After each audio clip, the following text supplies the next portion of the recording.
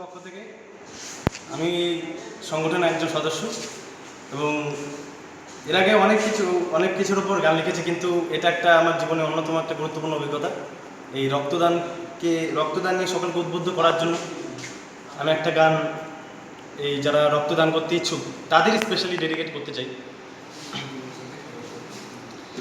রক্তদান জীবনদান, রক্তদান জীবনদান,